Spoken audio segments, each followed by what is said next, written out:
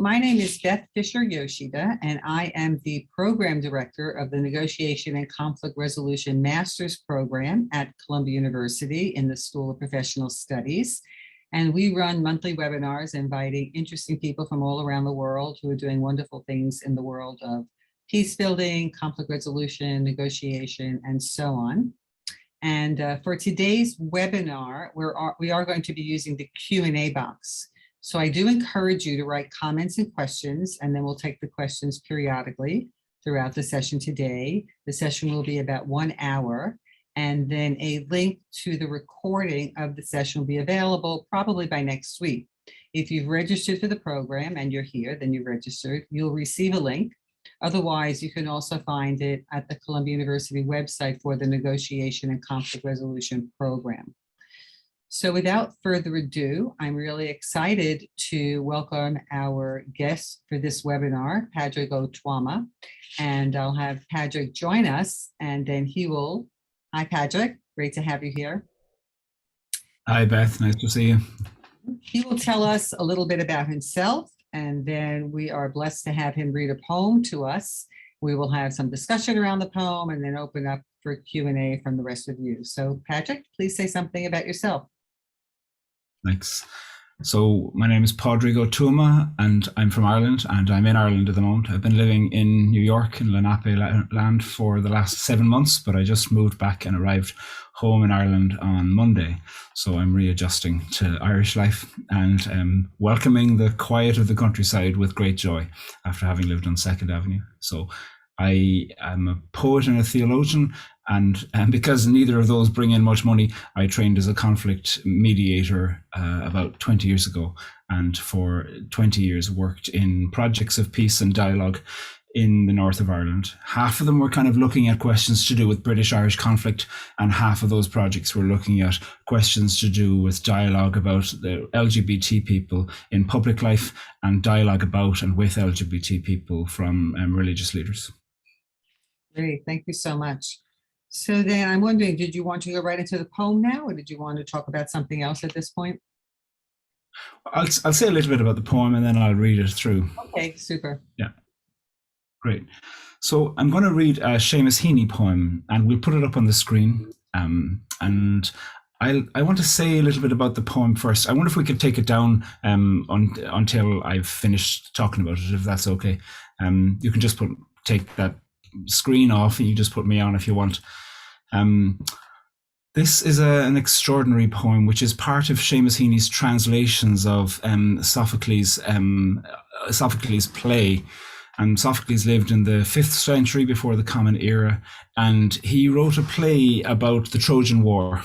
And this poem is part of this play. It's a poem play, and it's a negotiation. It's a deep plea. And partly, I mean, it's a very recent translation, and Seamus Heaney certainly uses aspects of Irish mythology and aspects of the British-Irish conflict to weave into that, to bring this ancient poem up to date. But even when Sophocles in the 5th century BCE was writing it, it also was an ancient poem then. It's a poem from mythology. And so what's happening is that there's some people on their way to the Trojan War, and one of them has a magic bow. Philoctetes is his name. And Philoctetes has a magic bow, but he receives a snake bite to his foot, and he's in agony, and there's a putrid smell from his foot too. And so even though he has a magic bow, and even though they know they can't win the war without him, they abandon him on an island because they can't stand his crying and they can't stand the smell of his putrid wound. And they get, the rest of his shipmates get to the war, and they're losing the war. And they send emissaries to him to try to plead with him to come back, even though they've been the ones to abandon him. And this is the Greek chorus pleading with this guy Philoctetes, who has a magic bow, but he also really resents his comrades. He's filled with bitterness that they would have abandoned him because of his pain, and that they would have turned against him. This isn't a poem between, sworn enemies. This is a poem between comrades who fell out and became enemies in a really interesting intra-group conflict rather than inter-group conflict. And so let's read the poem, and then we'll talk a little bit about it. And I'd love if Beth, you wanted to ask any questions, or if anybody wants to put stuff into the chat, we can talk about it. The Cure at Troy, and this is from The Cure at Troy. The whole play is in poetic form. This is just a section. And this is the chorus, the Greek chorus, speaking to Philoctetes, pleading with him if he would be willing to put aside the pain that was caused him by his comrades abandoning him. Human beings suffer. They torture one another. They get hurt and get hard. No poem or play or song can fully right a wrong inflicted and endured. The innocent in jails beat on their bars together. A hunger striker's father stands in the graveyard dumb. The police widow in veils faints at the funeral home. History says, don't hope on this side of the grave. But then, once in a lifetime, the longed for tidal wave of justice can rhyme up, and hope and history rhyme. So hope for a great sea change on the far side of revenge. Believe that a further shore is reachable from here. Believe in miracles and cures and healing wells. Call miracle self-healing, the utter self-revealing double take of feeling. If there's fire on the mountain or lightning and storm and a God speaks from the sky, that means someone is hearing the outcry and the birth cry of new life at its term. It means once in a lifetime that justice can rise up and hope and history rhyme. So I think for conflict negotiators, there's so much that's present in this poem. I'll take a hop, skip and a jump through a couple of things. And then Beth, I'd love to hear what you think, and we'll take some questions. So first of all, it shows how deep pain can be between former allies. And often I think when it comes to negotiation, we can think of side A and side B, but that is usually broken down into all the splinter groups in side A and all the splinter groups in side B. That can be really complicated. And this Greek chorus is pleading with Philoctetes to change his mind, to put aside the bitterness that he rightly has. And he does rightly have it, because he has been treated poorly by his comrades, terribly poorly. He's been abandoned by them. But they're pleading with him for their sake and for his own, for the sake of his own achievement, for the sake of his own prowess, for the sake of everything. They're asking him to put aside his bitterness. And I think that's a really interesting thing to try to persuade. What's happening when we're trying to persuade each other? What negotiation techniques do we use? And you see here that it is a vision for the future, hope for a great sea change on the far side of revenge, believe that a further shore is reachable from here. There's an ideology, almost a utopia is being spoken about, but they're saying every now and then something is possible. You can actually reach something like agreement. You can have something like even a temporary reconciliation that'll make things better than they are now. I think that's a really interesting thing to look at, the art of persuasion that's happening here. It doesn't deny pain. Human beings suffer, they torture one another, they get hurt and they get hard. I think there's something, they get hurt and hard. I think that's a really interesting opening way within this piece of persuasion begins, piece of rhetoric, interpersonal rhetoric. And then it's almost like the Greek chorus here to know that words will always fail. No poem or play or song can fully right a wrong inflicted and endured. It makes me think of people who recognize that in the context of conflict resolution, that you cannot undo the past. It is impossible to undo the past.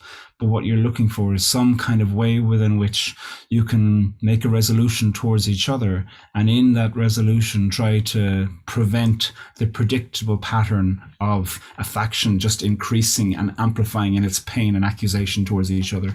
It's trying to say, is it possible to intervene in this, in order that there can be something helpful that might happen. It's a plea for hope, you know, that once in a lifetime hope and history rhyme. That is an extraordinary phrase, and it's often used here in the north of Ireland in the context of trying to pay attention to moments when there is the possibility of some surprising action, intervening into what would otherwise have been considered to be predictable arguments that happen regarding the question of British sovereignty or Irish sovereignty here.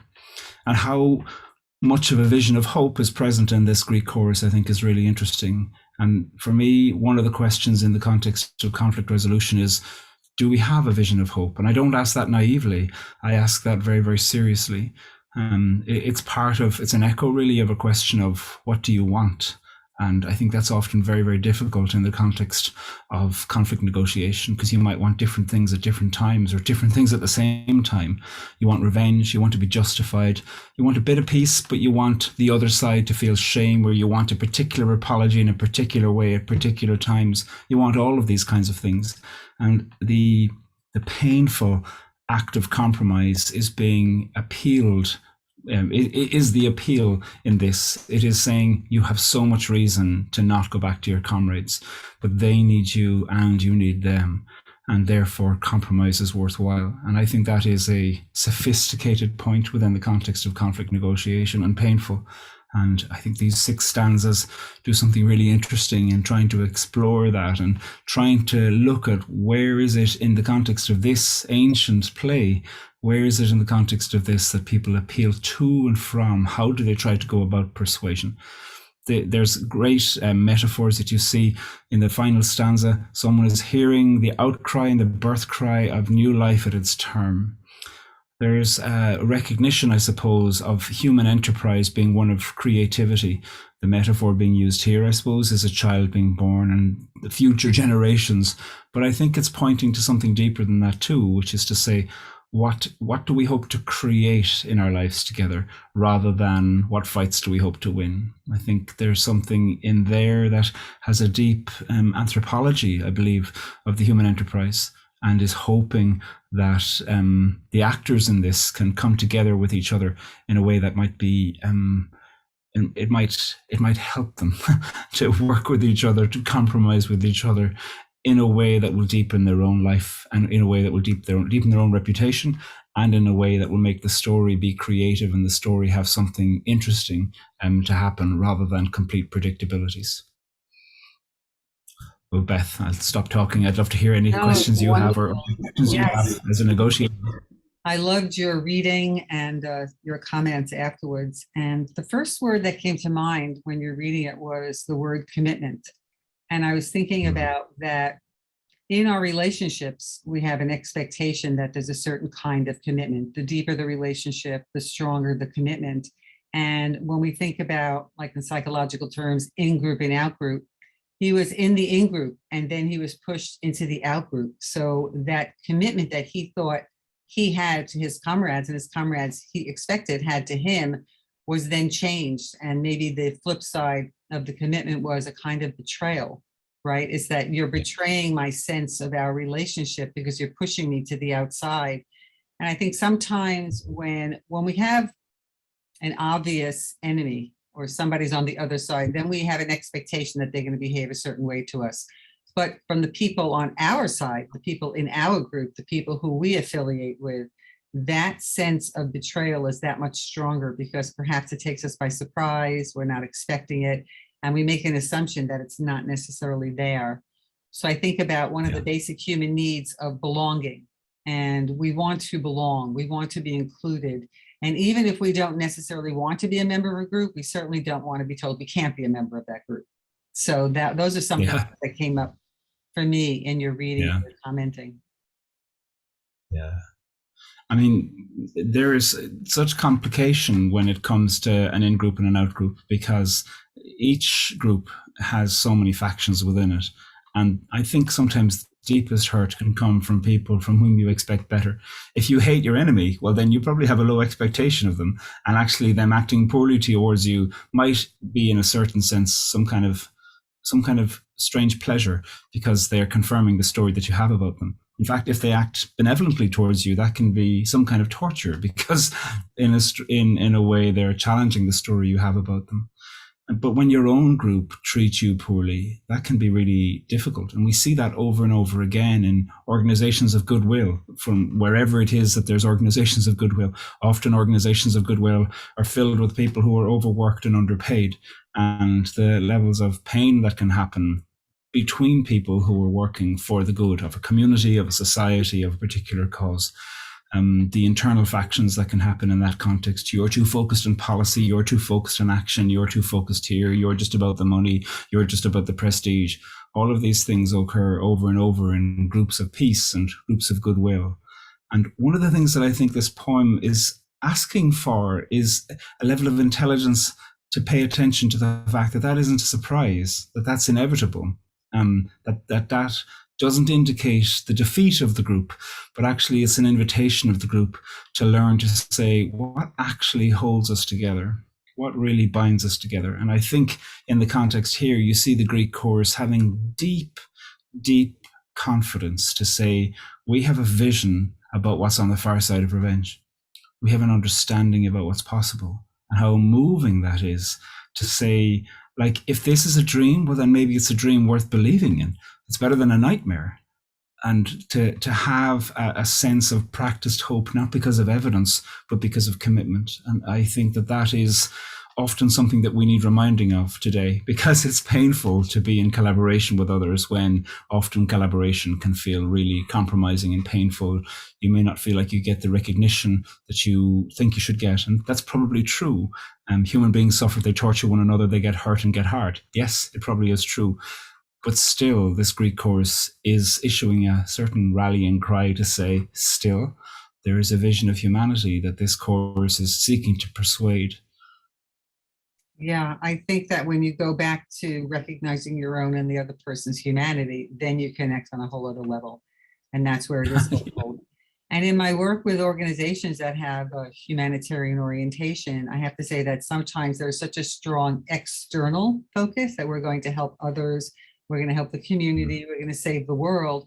There's a lack of internal focus that you described. And so staff members have their own vision about what they think the organization should do or how they should be in the organization.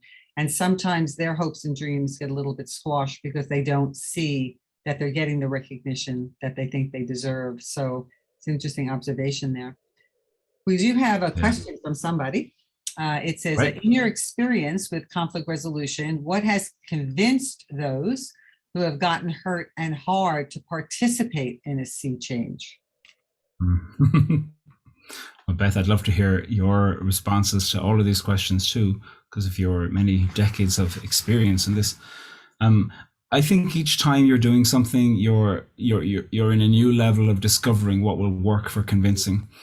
And I don't mean that just as a play of manipulation, but it is to understand what has gone wrong and what is it reputation? Is it that it really hurt? Is it that somebody else is hurt because of you? Is it that you're shamed?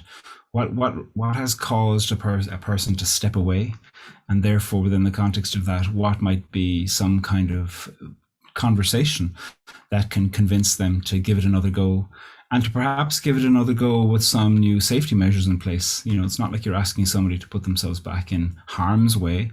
You are hoping to say, well, take a risk. And if the risk, if you end up being right, that they're untrustable, well, then you've gotten some new evidence. But is it worthwhile collaborating for a certain thing? The chorus here is explicit in its desire to persuade. And I'm cautious about ever trying to persuade someone, because I think they have to make their own mind up, because ultimately they will be the one to stay in a negotiation themselves.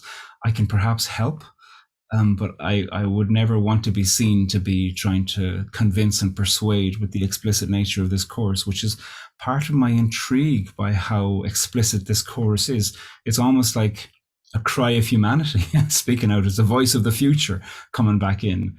And that's a nice idea, but often we don't have that. We don't have the voice of the future coming back in to speak to us. But I like to wonder what the hope is that we're gathering towards. How about you, Beth? How do you try I have a similar feeling about the word convince. So as soon as I see the word convince, I think of it as power over. And so I think of it as, I'm going to convince you, I'm going to exert power to make you see things from my perspective. But then what happens is, then I have to be responsible for you, because you're not really committing to this on your own will. You're doing it because I convinced you, I twisted your arm, I persuaded you, whatever I did. I would want you to show up because you want to show up. And another way I think is exploring with people, which sometimes works. What happens if you don't engage? What happens if you don't participate? Is the status quo okay for you? Is this sustainable? Are you okay with that? And if not, then, you know, I think, well, it's uncomfortable to be in the condition you're in now, and it's uncomfortable to change, but at least if you're participating with an effort towards change, then there's a potential that it'll get better. But if you stay the way it is and don't make an effort, then what's going to happen? It probably will get worse. It probably won't just stay the same. Yeah, there can be, not always, but there can be certain predictabilities in amplifying rhetoric towards each other that you might know. Like sometimes if you turn on the radio and you hear two people from sides of a political divide arguing with each other, you could kind of write the script before it even starts. It's a setup. It's an unimaginative play that's being performed over and over again. And I'm always interested in thinking, what would it be like to have appetite in public for unexpected conversations on the radio? What would it be like for news editors to say, well, let's ask a different question. Let's find out, and not to kind of create a silly middle ground, you know, we're on the fence with each other, but let's find a way where unexpected agreements and unexpected respect can be found, so that there might be something genuinely creative that can be of the art of compromise that can be put across. And sometimes I think compromise has a bad name. So many conflicts are resolved with a level of compromise. And the question is what's too much, what's too little, etc. And those will always have to be discussed. But in a situation where the beginning point is never, never, never compromise, that's going to be really difficult to in any way intervene in. And I suppose it's almost a private, and I would say almost a personal spiritual question to ask yourself about, what do I really want? And therefore, what am I willing to do in order to get there? I think that is a question of self-reflection. I call it spiritual because it's to do with the breath, that there's a need for a deep level of capacity for an individual and then for a group to join together in that kind of conversation. Who are we willing to collaborate with in the name of getting the hoped for thing that we wish? Or are we hoping to A, get the outcome, but B, come out of this with the same imagination that we had when we went into it? I think that will almost inevitably fail. Yeah. Okay. We have another question. Shall society resurrect the notion of kill them with kindness? How to sustain a society? Kill them with kindness. Could you repeat that again? I didn't quite get it. Shall society resurrect the notion of kill them with kindness? How to sustain a society? Because it's about the expression kill them with kindness. Yeah. Thoughts on that? Well, I suppose the word kill is such a distracting word there, you know, and in the context of this kill them with kindness, there's the implication of, well, we'll be kind and then the outgroup will be kind of convinced by our kindness. And I don't imagine that the person asking this question was meaning it this way, but sometimes I think that can be perceived as really patronizing by the people who are, you know, being convinced by kindness, as if they're not kind either. The implication is, you know, you're all a bunch of malevolent people, and here's the benevolent people over here who are going to use rhetoric to convince you. And often I think that imagination can actually make the chasm between the two even further, because you'll then have evidence perhaps to think, they think that we're not kind. They think that we aren't capable of doing the kind of reaching out that they say they're doing towards us. I mean, I'll give a personal example. I'm gay, and part of my work in terms of trying to make life easier for fellow LGBTQI people in Ireland, whether in public life or in relation to the kind of things that religious leaders say about us, has been very personal for me as well as professional. And sometimes I'd hear religious groups who would say you can't be a member, you can't speak here, you can't be on the welcoming committee, you can't.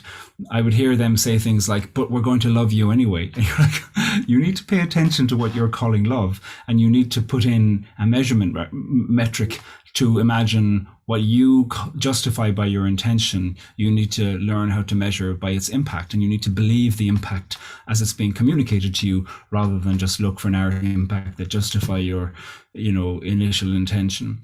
And so I feel like I've been on the receiving end of people who would think, well, let's just cure the gays with kindness. I just think, first of all, it's not kind, and second of all, you have a poor imagination of our group dynamics.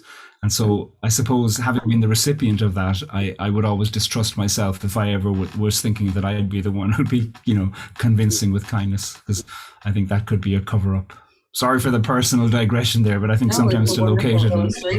No, it's a good illustration. And I was thinking that the kill with kindness, the inconsistency in the words there, that unfortunately in the English language, we have so many violent expressions, that I become more sensitized to. So, let me take a stab at that. It's like, that's a terrible thing to say, take a stab at that if you're not really meaning anything physically violent. But I guess the other thing, when you were saying that with the kindness, let's just show the gays that we're kind, it's like, what does that look like? And is that something that they would understand in the same way that you're intending? Because if it's not, then that inconsistency also has a very mixed message there as well. So I would think about, what does the other party want to see and hear, and how will they understand it? Yeah. So we have I mean, go ahead. Well, I would say very quickly that so much of what we're looking for are the conditions wherein you can have a really complicated conversation with each other, where you're speaking the plain truth in as clear a way as possible, and where you are willing to ask questions to which you don't know the answer. Those conditions are really difficult to create, but I do think they can help. I'm going to sneeze. Okay. Oh, bless you. I didn't want to treat you all to me sneezing. Well, I think what you're saying also is that I think one of the reasons people find it difficult is because it makes them vulnerable. And a lot of times, if we don't feel safe in a particular environment with a particular person, we're not going to want to be vulnerable. We're going to want to keep up a wall around us to protect ourselves and protect our ego or feelings, whatever it is we think needs protecting. Totally. Yeah. Yeah, I agree. Okay, we'll move on here. I think there's significance that the line, "and hope and history rhyme," repeats itself. While I don't see an apology here, perhaps the complete version offers something akin to that. There is the ask that we, in this situation, find reconciliation, came back into rhythm with each other. Thoughts on that? Yeah, well, I like the observation that there isn't an apology, partly because this is the chorus speaking, and it isn't Odysseus who's been the one who's kind of abandoned Philoctetes, off from the ship. But they're not even conveying an apology. They're conveying a kind of a deep desire to say, come on back. So, I mean, the whole play is published. Faber, I think the reference is up. I'm sure we'll put the point back up at some point later on. But it's really worthwhile reading, or watching a reading of it if you ever have an opportunity. I think there is something really interesting in looking at what the conditions would be for somebody. What are the conditions that would convince somebody? Is it being brought into a broader sense of greater purpose, or doing something that meets your values despite the fact of the previous poor treatment? Or is it that the apology managed to hit the right notes that you would wish the apology to do? And I think different people are different at different times of their lives for that. Sometimes it is that the relationship needs to be restored. Sometimes it is that you just think, actually, I don't care about the relationship. I do really care about the outcome though, and I'll do this even though we may collaborate but not reconcile. And all of those, I think, are great positive practices, reconciliation, if it ever happens, and whatever it means, it's only one of the good options. There's all kinds of good options. I think sometimes in the name of the beautiful words that you might have in your mind of getting back, everything being like it used to be, I think all kinds of other shapes of the good can be abandoned if you only have one imagination about what the shape of the good could be. that you will forgive me and we'll collaborate and our friendship will be restored and blah, blah, blah, blah, blah. Maybe only one of those will happen, and it might be good enough too. So I think there's something really interesting that happens within the context of a falling out like this. It sort of speaks to compromise. I'm sorry, what? No, you go. What you were just saying now, sort of like you may not get everything, but you may get something. And that's, you were talking earlier about compromise and how we have to compromise sometimes. Yeah, for sure. And in every situation, there's a win. There's a competition, accommodation or cooperation and competition are often an axis on which you can find a way to measure questions to do with people falling out with each other, even on great levels.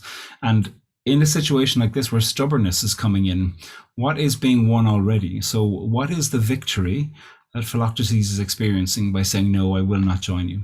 The victory is that he's saying, I have been the hurt one. And that is a narrative victory to say, I am controlling what the end of this story will be, which is that we are irrevocably irreconcilable. And that is a certain victory. And every aspect is seeking different kinds of victories. And one of the things that's happening here is that there's a plea for a different kind of victory to be co-created. A victory that is based on an old story about what the purpose of humanity is for, like an anthropology, but a victory also that is as yet undiscovered, because there's this part at the end of the poem when there's the appeal for the new that will be born. And it's saying, we don't know. So let's let the victory be that we'll say together, I wonder what's going to happen. Where rather than saying, I will never go back to you because I know that I can control what's going to happen, which is that I'll never speak to you again. And each shape of victory needs to be examined to think, is this a shape of victory that will serve? Again, I think that's a very personal reflection question for individuals and groups to look at. But I think without that kind of level of reflection, we can be doomed. Very profound. Okay. The next comment is, reconciliation seems to take a long time, maybe generations. So how do organizations and communities and groups maintain focus, trust, and accountability with one another? What do you think, Beth? I'd be curious to hear what you say. You've done so much work with organizations. Yeah, I think we have to define, when you were saying earlier about winning, what does it mean to win? I think we have to have really small goals that feed into the longer term picture. I think that in order to stay motivated and to sustain momentum and commitment, that we have to define the wins along the way. And that means that the process has to be something that engages as well. It can't be too painful without some joy in there. Otherwise, we'll just become unmotivated and not want to continue. We'll think it's not worth it and we'll give in. Yeah. So constant little wins, celebrate the little wins along the way, celebrate the effort, celebrate yourself, celebrate each other, and then know that whatever you're doing is collectively going to add up. It's almost like the tipping point, right? It's just when you get enough, boom, then it falls over into something else. But you may not realize that as you're building, right? In the world of like dynamical systems, we may say that it's a latent attractor that we're developing, and we don't know it's in the system, but then all of a sudden one day there was peace, or all of a sudden one day the project works so well. That's because there are all these little efforts along the way that were creating that dynamic. Yeah. If I could write one book of theory about poetry, I'd write it about time. Because I'm really interested in time. I've been reading some Carlo Rovelli lately about, he's a theoretical physicist talking about time, and he talks about time and emotion. And I love the fluidity that he looks at time, because he says, like, in space, there's no up or down. And also there's no today or tomorrow, because those are measured really based on, the circling of the planet. And within the context of this, I think conflict too opens up all kinds of strange dynamics of time. Somebody might say, oh my God, like the peace process in Ireland was completed in 1998. And so therefore that's 25 years next year. And so, my God, that's a full generation. You should be over it by now. But I mean, you can make a convincing argument that it took anywhere from 400 to 700 years to get to that place. So how long is it going to take afterwards? And what's an adequate measurement of time? And often I think organizations are put into the complicated place of funding, where they are trying to have measurements of the good based on their funding cycle. And that funding cycle might be linked with the political cycle too, or the political half cycle, or what's happening in their local state legislature as to what's being provided for. And that adds a certain kind of intensity. And it sometimes means that whoever is controlling the purse strings actually is also setting the changing and the rechanging priorities for what the good looks like. And I think that organizations need to develop a sense of confidence in their own measurement of time, to say, we are not caught in a 2 or 4 year cycle. We are working for the next 50 years, and every 5 years we will have a reflection as to where we're at. And we're planning in 50 years' time to issue a report based on the reports that have been happening cyclically every 5 years, because this is what we're working on, because conflict is measured in generations and decades. And that, I think, is a way of being confident in what we know to be true. There's a woman who died in Belfast recently, and her son had been shot when he was coming out of mass in 1974. And I'd gotten to know her before she died, and she said, I haven't slept a wink since 1974. Now, on a certain forensic level, that's probably not true. But there's another level of truth that is being spoken there. She's speaking about an emotional experience of time and wakefulness, and what rest is or isn't, what rest has been removed from her by this brutal murder. And so I think there's a way within which the emotion of time needs to be measured heavily in favor of those people who have borne the greatest burden, and therefore the imagination about what the collaborative good will look like needs to be informed by that deeper realization of the dynamics of time. Of course, with measurements along the way and reports. I'm not arguing for a lack of accountability, but I am arguing that I don't think that politicians are the one that set the timetable for a calendar of healing. Yeah, interesting. I mean, if we could have a 50-year perspective, that would be very radical for organizations that really did that. Yeah. Another person said, I'm a mediator and can often feel all the poetry of anger, shame, longing, love, avoidance, and more in the room with conflicting parties. Will you share a bit about the way being a mediator has shaped your reveries and poetry? What a nice question. I like the word reveries. I think, like, you do notice the poetry that happens in a room when somebody is issuing a lament, for instance. You hear it. Sometimes you can think you repeated this lament over and over again, or sometimes you think you're right back in the moment. And I suppose I do listen for the poetry that happens in a room. And I can hear that the poetries that happen in the room can sometimes further a sense of isolation, but other times they can be a bridging across a room. They can be a demonstration of kindness. One time in a room of people who disagreed with each other deeply, and there had been murders in both communities of people who were present in these in-group, out-group dynamics. There had been terror that had happened. One person from one group got up at one point. I noticed that she'd gotten up and she went to the bathroom, and she came back in a while later, and somebody from the other group said to her, I cry in the toilet too. And that was a kind of poem. The toilet too, there was alliteration there. I cry, there's assonance. There was such simple language. And I found it to be a moment that is as true as the lament and as true as the rehearsed accusation. And what does it mean to pay attention to those things? I think that seeing how those things happen in groups over and over again gives me confidence to try to let my poetry echo that when I'm writing a narrative poem, for instance, to think that nobody only speaks only about what they totally disagree with. Human dynamics happen. They get hungry. They need the bathroom. You know, something happens. A child cries. Somebody says something and they laugh. Somebody yawns. All of these interruptions into our rhetoric happen probably every minute, and they can be a certain kind of poetry. And that has given me an interest in how poems can reflect the brilliance of the everyday. I think the everyday is the real poem, and written poems or performed poems are hoping from time to time to touch the brilliance of the everyday.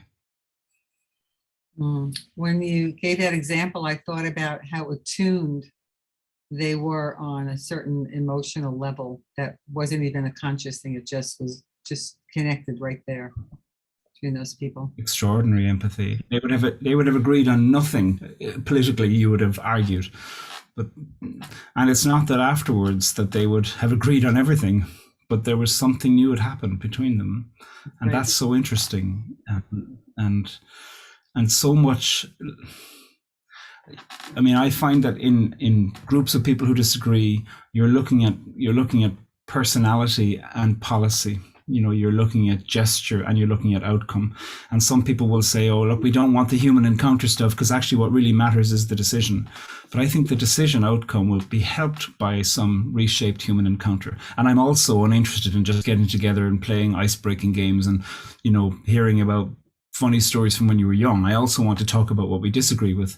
I feel like some of the ones that work well is ones that can pay attention to dynamics of human encounter alongside having more and more difficult conversations with each other in the room and asking questions to which you don't know the answer.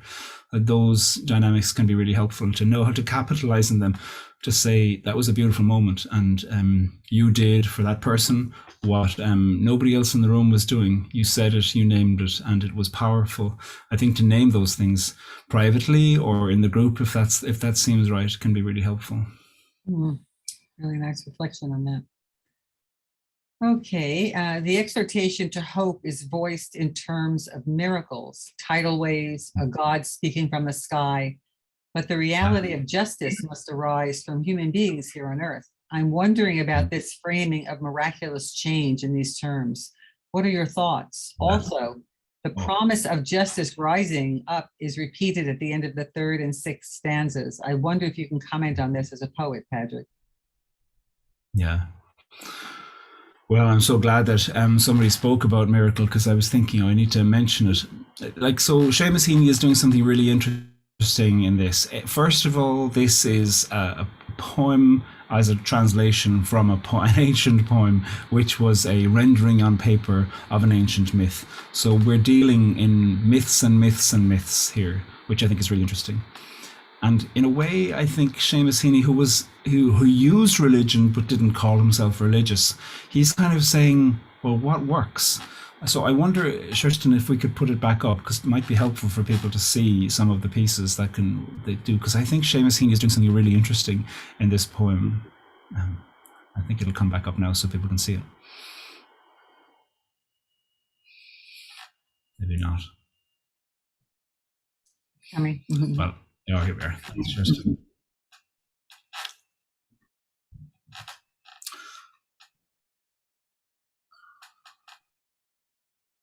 Great.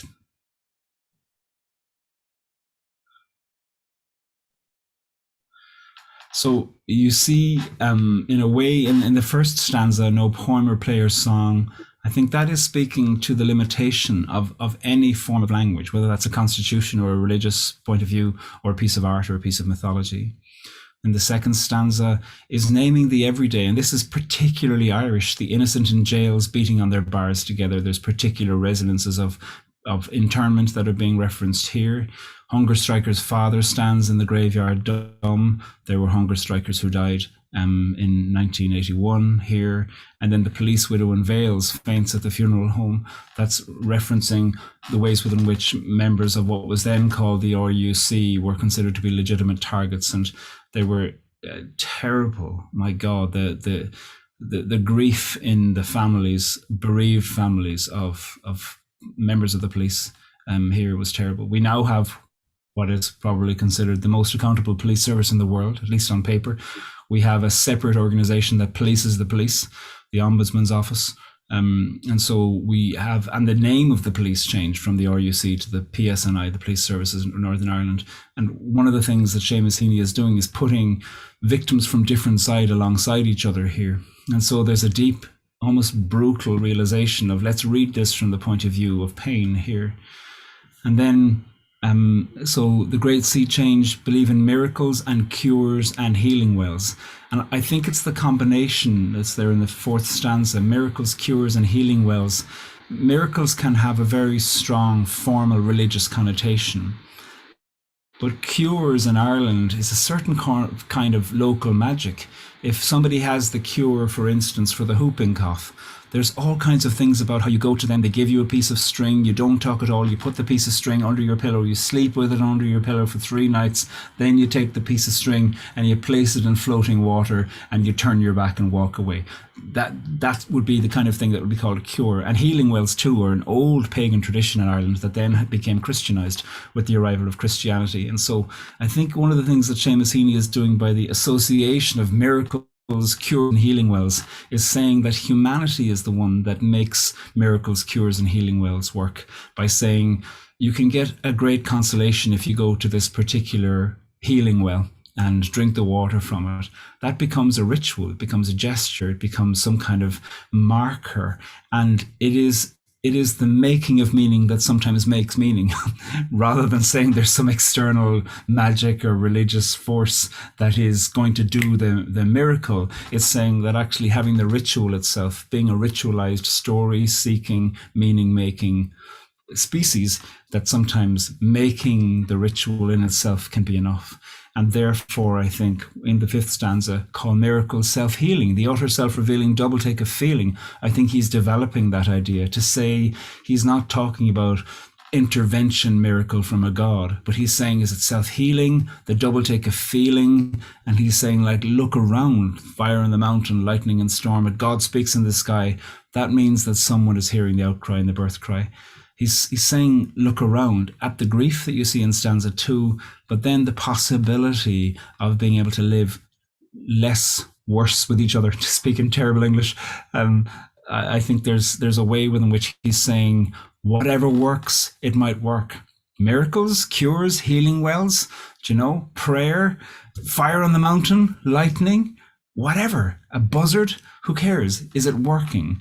And what is it leading us towards? And I think that's one of the things that he's doing here by a deep recognition of the mythological affiliation of the human species, which is to say that all cultures have old myths that are archetypal when it comes to the question of resentment, when it comes to the question of people who hurt each other even though they were allies with each other. You find this story occurring over and over again in so many different places. And I think he's saying that the miracle is where we're able to persuade each other, where something unexpected happens and we're able to see it and take a hold of it, which is, once in a lifetime, the longed for tidal wave of justice can rise up. And to speak quickly about justice, I'm very glad that the person asked the question about justice alongside the question about miracle, because justice, we hope, is measurable. There is no such thing as turning the clock back. Hannah Arendt is really clear in that, we cannot undo the past. But she proposes that what we need for the future is the possibility of working alongside each other, making promises of forgiveness towards each other when, as we work alongside each other, we continue to hurt each other, even as we're trying to do the good. And I think that is the kind of justice that's being spoken about here. Justice is never able to do to time what we would hope could be done. And so therefore there's the question about how therefore do we live? And this is, I think, what he's speaking about, a certain kind of justice that is about a society paying attention.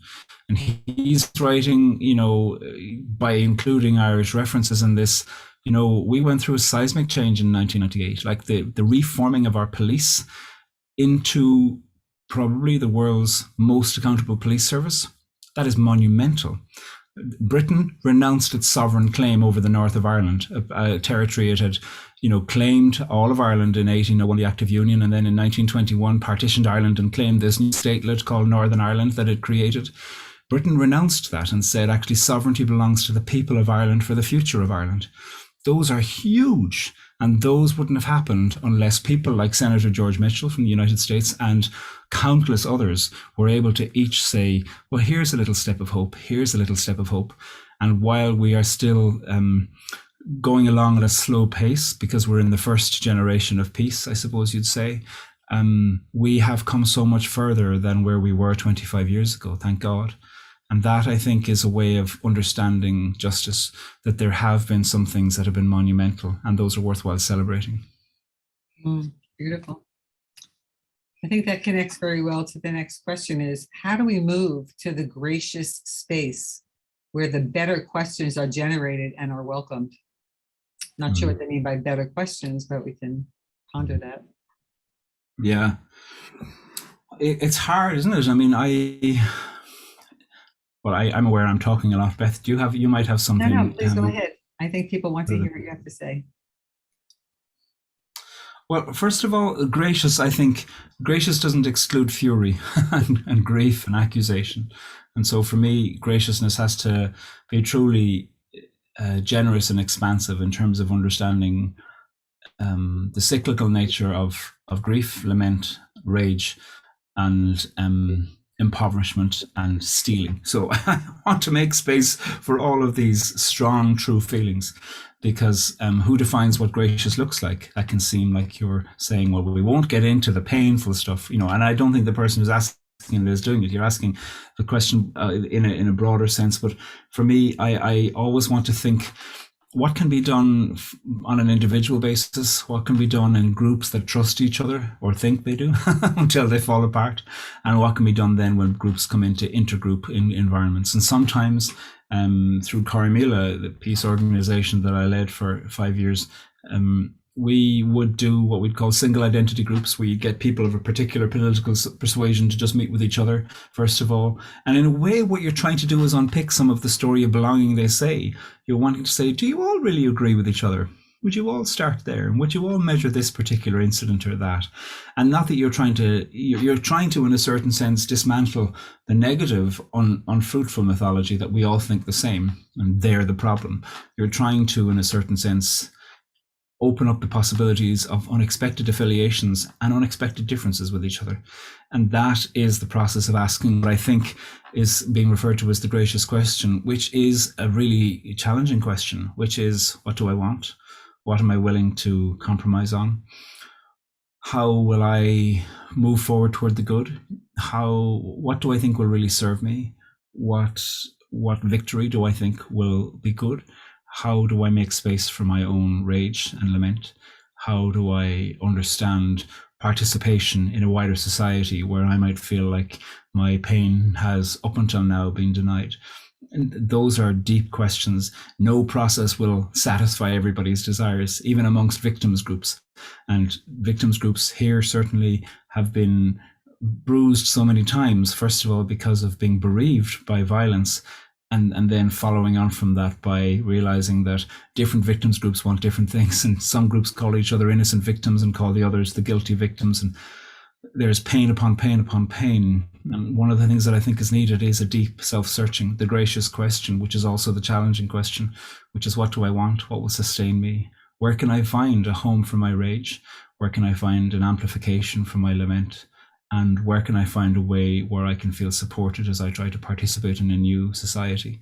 And those are deeply challenging questions, but they are the kind of questions that we have absolutely needed here.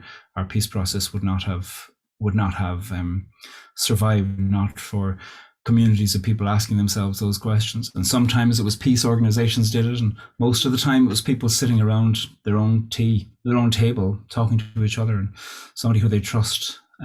Some trusted person, they might have been a religious person, they might have been a visitor, they might have been another victim, able to say, well, here's how I do it, and finding ways to navigate that. And I think in those contexts, people learn how to ask difficult questions. A rhetoric of tabloid and a rhetoric of side A and side B, I think seeks to amplify the pain that you're hoping to overcome, or that you're hoping to accompany by gracious interventions.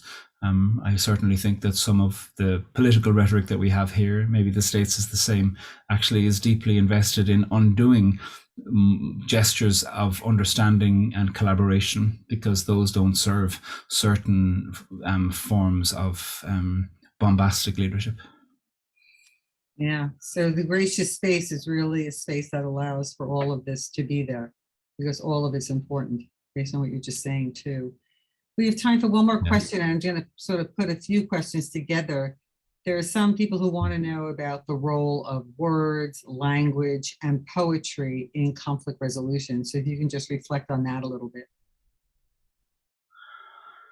Well, all conflict resolution is in the form of words, aren't they? And a peace treaty, we would hope, is a certain kind of poetry, in the sense of that a poem is a made thing. That's where what the word poemia means in Greek, something made, a created event. It's a spoken event, a heard event, a recited event, a read event.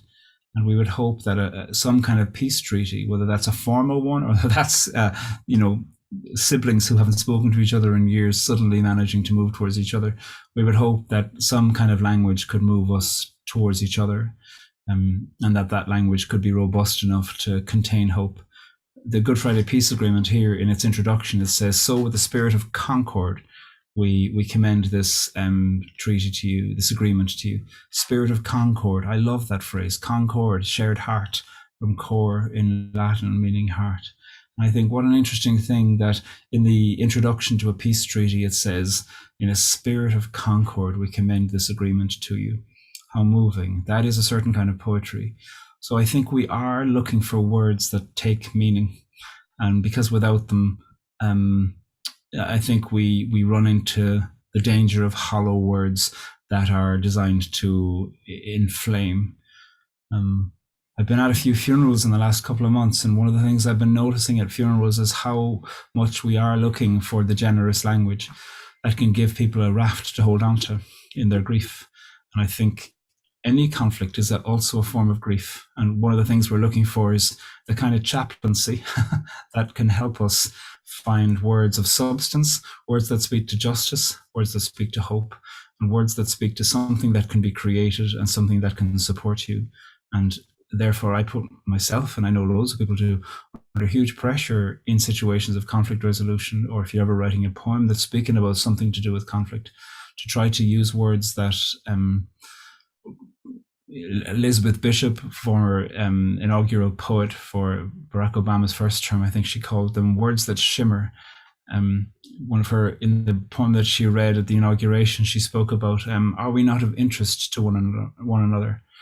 And Krista Tippett, who presents On Being with NPR, always speaks about, let's have muscular language, which isn't about sophisticated language that you need a dictionary to understand, but the kind of language that supports and opens up, and the kind of language that gives you a sense to go, we can turn to each other and this helps, and I can remember it instantly because it embodied a certain kind of hope for us.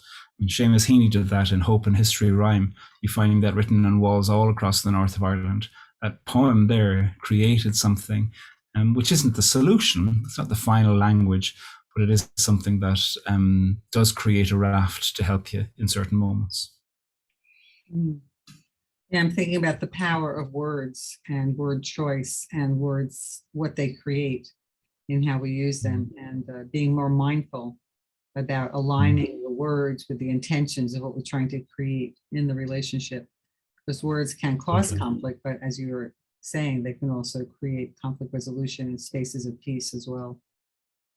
Yeah, curiosity and surprise and questions. Well, I have to say this hour flew by, as I'm sure everybody else who's listening thought so. So unfortunately, we're not going to have a chance to answer all the questions that participants wrote into the Q&A box. But if you still want your questions answered, please send them to us and we will try to address them as best as possible. Pádraig, thank you so much for your time. Any words in closing? No, no, it's just lovely to be with you all. Thank you to Shurston and to Lydia and to you, Beth. It's an honor to be associated with Columbia and the work that's happening there in terms of conflict analysis and negotiation. Thank you so much. We look forward to your next trip to New York. Yeah, me too. Bye now. Bye, everybody. Thank you for joining us. Bye now.